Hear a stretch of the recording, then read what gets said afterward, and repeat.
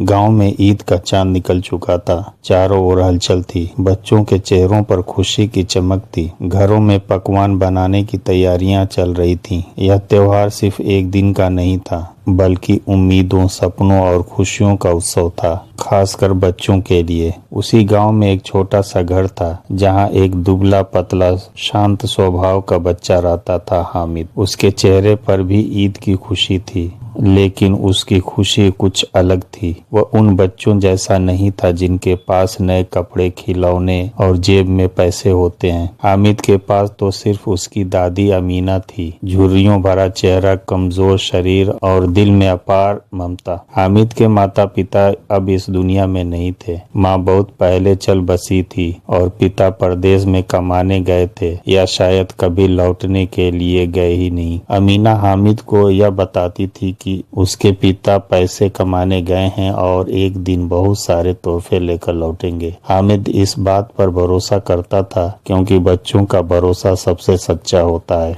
ईद की सुबह हुई। मस्जिद की ओर जाते लोगों की भीड़ बढ़ने लगी। हामिद भी अपनी दादी के साथ उठा। अमीना ने उसे साफ सा कुर्ता पहनाया, सिर पर टोपी रखी और प्यार से कहा, जा बेटा, अल्लाह से दुआ करना कि सब ठीक रहे। हामिद की जेब में केवल 3 पैसे थे। दादी ने वही 3 पैसे उसे दिए थे, ताकि वह मेले में कुछ ले सके। हामिद ने पैसे को मुट्ठी में कस कर पकड़ लिया, जैसे वह कोई बहुत कीमती चीज हो। नमाज के बाद बच्चों की टोली मेले की ओर बढ़ी। चारों ओर रंग बिरंगी दुकानें सजी थी, खिलौनों की, मिठाइयों की, झूलों की। किसी के हाथ में लकड़ी की तलवार थी, कोई गुब्बारा लिए दौड़ रहा था, कोई मिठाई खा रहा था। हामिद के दोस्त मोहसिन, नूरैन, महमूद, सबके पास पैसे थे। वे तरह तरह की चीजें खरीद रहे थे। मोहसिन ने एक सुंदर सीटी खरीदी, नूरैन ने मिट्टी का घोड़ा लिया, महमूद ने मिठाइयों का ढेर जमा कर लिया। वे हामिद को देखकर हंसने लगे। तुम क्या लोगे हामिद? 3 पैसों में क्या आता है? हामिद मुस्कुराया, लेकिन कुछ नहीं बोला। वह दुकानों को देखता रहा। मिठाइयों की खुशबू उसे भी ललचा रही थी। खिलौनों की चमक उसकी आंखों को खींच रही थी, लेकिन उसके मन में कहीं और ही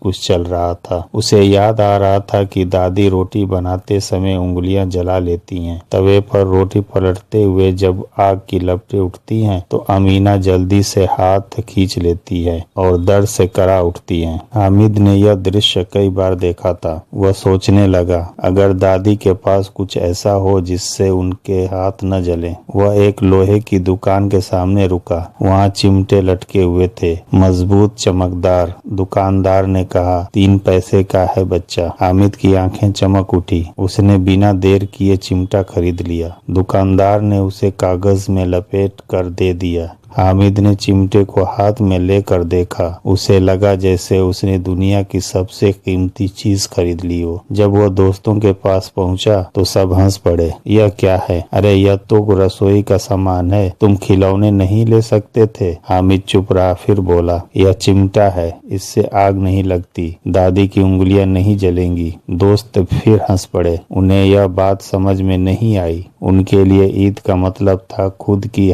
खुशी। हामिद के लिए ईद का मतलब था दादी की तकलीफ कम करना। मेले से लौटते समय सब अपने अपने खिलौनों और मिठाइयों की तारीफ कर रहे थे। हामिद चुपचाप चल रहा था, लेकिन उसके दिल में अजीब सी तसल्ली थी। उसे लग रहा था कि उसने बहुत बड़ा काम किया है। घर पहुंचकर उसने चिमटा दादी के हाथ में दिया। दादी, यह लो, अब रोटी बनाते समय हाथ नहीं जलेंगे। अमीना ने चिमटे को देखा, फिर हामिद को। उनकी आंखों में आंसू भर आए। वह कुछ बोल नहीं पाई। उन्होंने हामिद को सीने से लगा लिया। तू कितना समझदार है बेटा। उन आंसुओं में दुख नहीं था, बल्कि गर्व और ममता थी। उस पल अमीना को लगा कि उसकी सारी गरीबी, सारी तकलीफें इस एक चिमटे के सामने छोटी हो गई हैं। हामिद ने दादी के आंसू पोंछे और मुस्कुराया। उसकी ईद पूरी हो चुकी थी, बिना मिठाई, बिना खिलौनों के, लेकिन प्यार और त्याग से भरी हुई। ईदगाह केवल एक बच्चे की कहानी नहीं, यह त्याग, ममता और सच्चे प्रेम की कहानी है। प्रेमचंद दिखाते हैं कि सच्ची खुशी अपने लिए नहीं, अपनों के लिए सोचने में है। हामिद की गरीबी उसकी कमजोरी नहीं, बल्कि उसकी संवेदनशीलता और समझदारी उसकी असली ताकत। यह कहानी हमें सिखाती है कि इंसान की महानता उसकी उम्र या धन से नहीं, बल्कि उसके दिल से मापी जाती है।